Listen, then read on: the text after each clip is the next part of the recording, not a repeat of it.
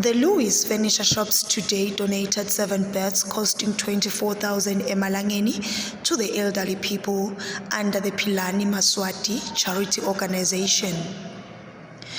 Mrs. Ncobile Mathebula,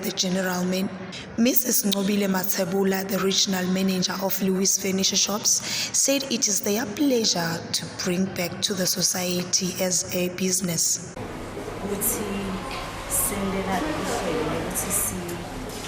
Nikete Philani Maswati imibhede lesikhombisa lokusijabulisa kakhulu seyingaphansi ngoba sijikalishe esivivaneni and sibuyisela bheke esiveni kule support lengaba lesipheyo for all these years solo eMaswati asupporta ibusiness yethu athi furniture.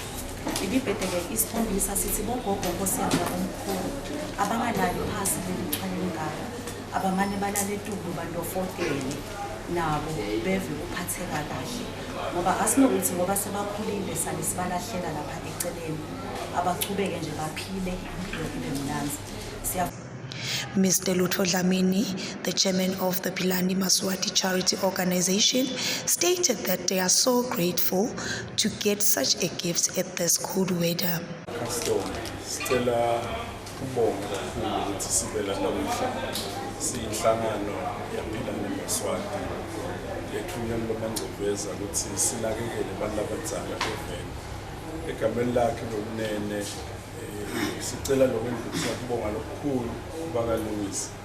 Oqala nje lenthi mina ngibongele kona ngilokuthi Llewis isitolo lesabona kufanele ukuthi umphathi waso jikelele kube imali ukuthi kube imali losemncane. We appreciate that very much.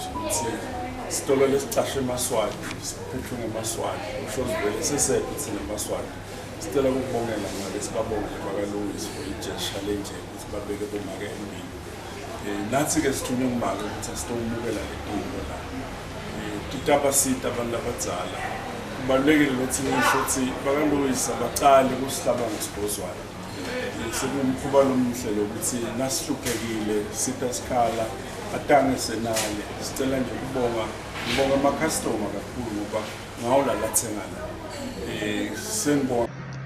I am Nondobeko Tshabetse with Justice Dlamini, Manzini.